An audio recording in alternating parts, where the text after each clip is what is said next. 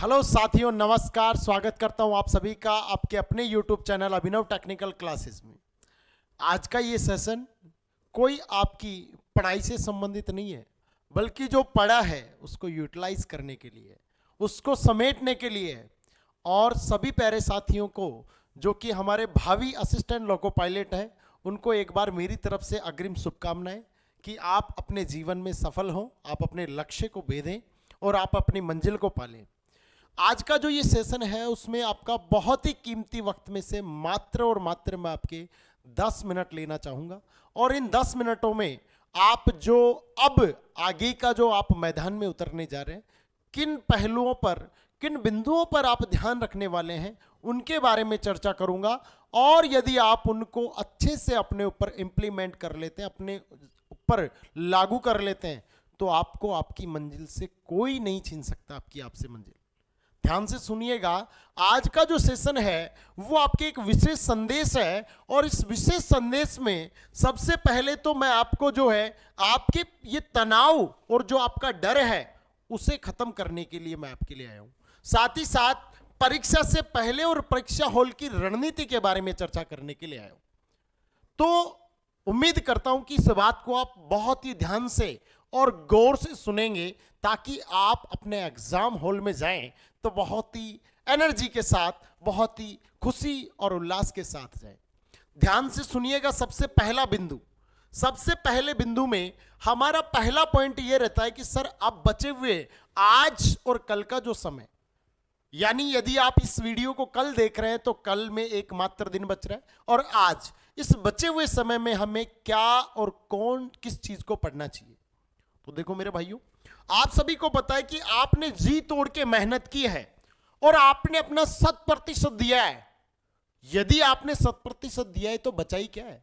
चलो जो रह गया उसको रह जाने दो, क्योंकि याद रखना, अब आप सबसे पहली बात, अब आप कोई नया कंटेंट पढ़ाई पर लागू ना करें, या आप अपनी पढ़ाई में कोई नया कंटेंट ऐड ना करें।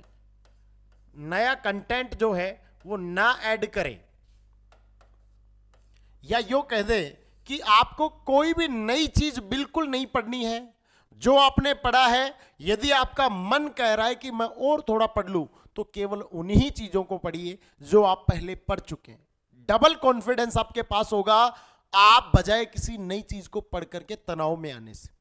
और ये जो अब बचे हुए आपके मैराथन, किसी की लाइव क्लास, उन सबसे बचिए। अगर आपको अपने लक्ष्य तक पहुंचना है, बंद कर दीजिए आप हमारे क्लासेस को भी। अब जो अंतिम समय में यदि आपने उसको पहले पढ़ रखा है तो बशर्ते आप उसको वापस रिवीजन के तौर पे पढ़ लीजिए। नया अगर हम भी सेशन लेके आते हैं तो मत पढ़िए। अंतिम समय में अब ये पढ़ने का नहीं, अब ये रिकॉल करने का समय है, ये अपने को रिवाइज करने का समय है कि हमने क्या पढ़ लिया। और पढ़ लिया तो बहुत है, क्योंकि हमने हमारा 100% दिया है। पहली बात जो कि अच्छे से ध्यान रखेंगे। दूसरी बात, कितना पढ़े तो कितने का तो कोई नहीं है, हमने पढ़ लिया वो सब सुफिशिएंट है। आप एग्जाम में 100% पास होगे, इसमें आप बिल्कुल ये सुनिश्चित कर लो।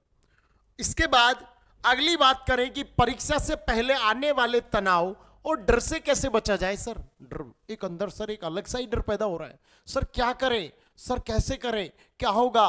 कुछ नहीं होगा, होगा वही जो उसको मंजूर होगा। तो हम कर ही क्या सकते हैं, हमने हमारा 100% दिया है मेहनत में, और यह मेहनत तुम्हारी जरूर रंग लाएगी, क्योंकि आपने अपना पूरा, आपने अपनी जो पूरी उम्मीदें हैं उनके अनुसार अपना प्रयास किया है, और जब प्रयास किया है तो सफलता मिलेगी।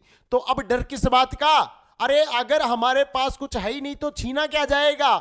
मिलेगा तो मंजिल, और मंजिल मिलेगी तो मंजिल मिलेगी जिसके अब मेहनत कर ली। अब अगर है वो भाग्य में तो दौड़ कर आएगी। तो डर किस बात का है।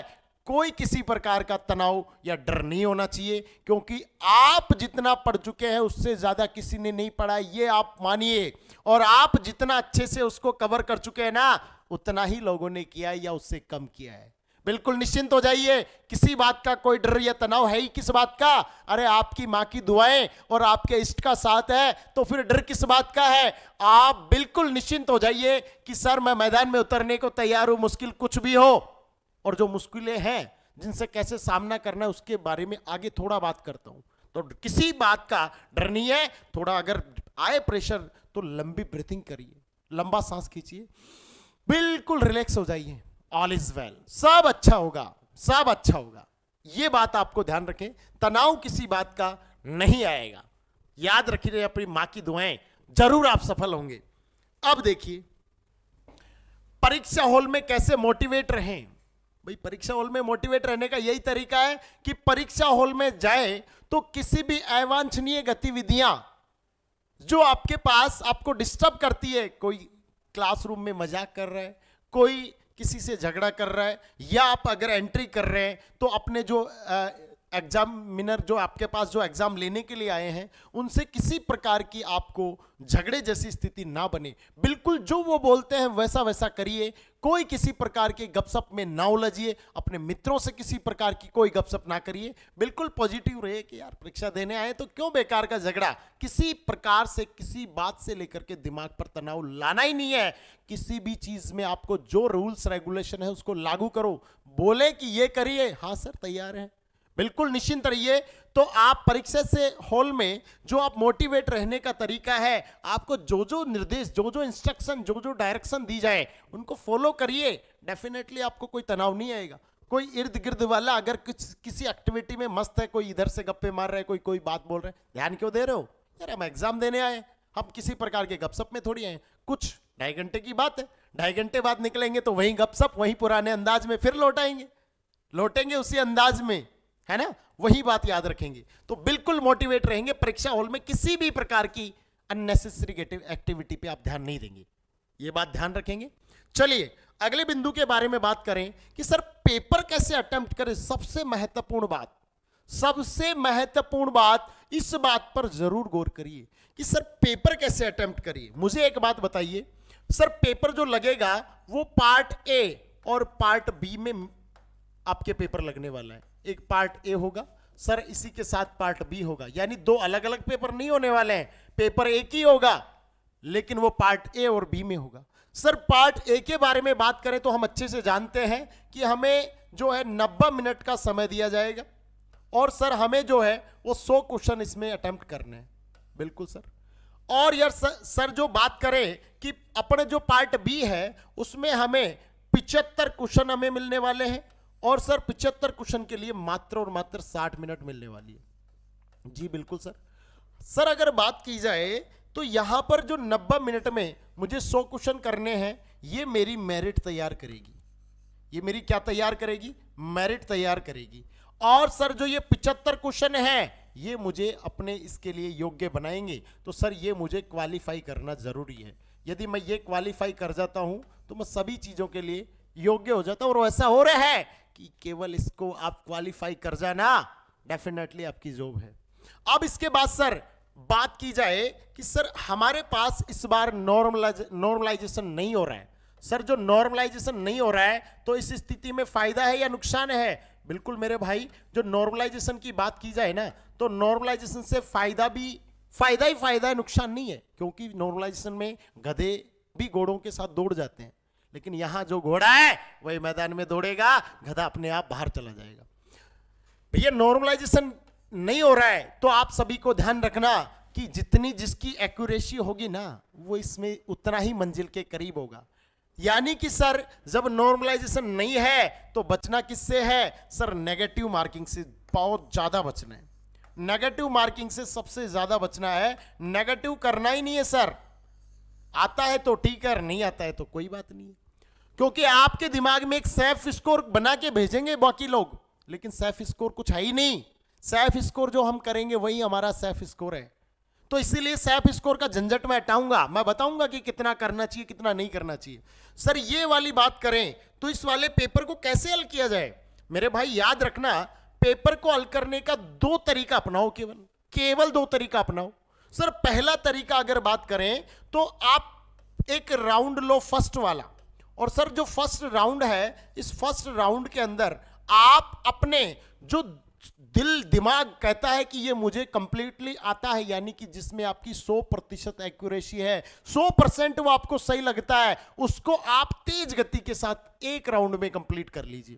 पहले पेपर में सभी उन क्वेश्चनों को जो आपको भले ही वो टॉपिक आपका आसान हो लेकिन क्वेश्चन ऐसा लग रहा है कि सर ये उलझाएगा, छोड़ो, कोई बात नहीं है, कभी कभी छोड़ने से भी मंजिल पास होती है।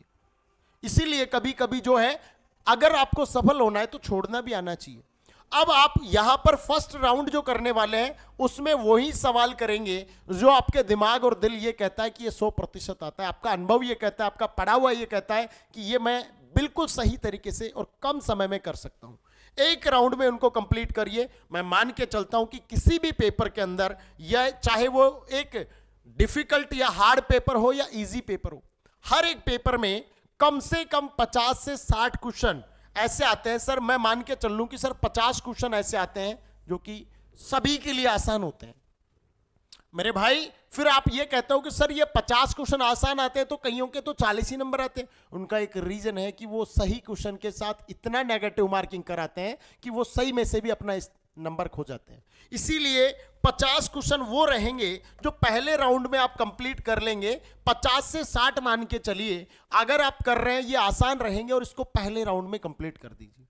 फिर सर इसके बाद सर इसमें से क्या होगा कि 50% खत्म। सर 50% में से आधा पार्ट जो है वो थोड़ा मॉडरेट होगा, कोई बात नहीं है। मॉडरेट को सेकंड राउंड जैसे आप स्टार्ट करोगे तो इस सेकंड राउंड के अंदर जो आप आओगे तो सर सेकंड राउंड के अंदर जो है ना, जो सेकंड राउंड हमारा होगा, इस सेकंड राउंड के अंदर अगर बात की जाए सर, तो सेकंड राउंड के अंदर जो बात करें, ये आपको दिखाई नहीं दे रहा है, मैं इसको दूसरे कलर से यूज कर लेता हूं भाई।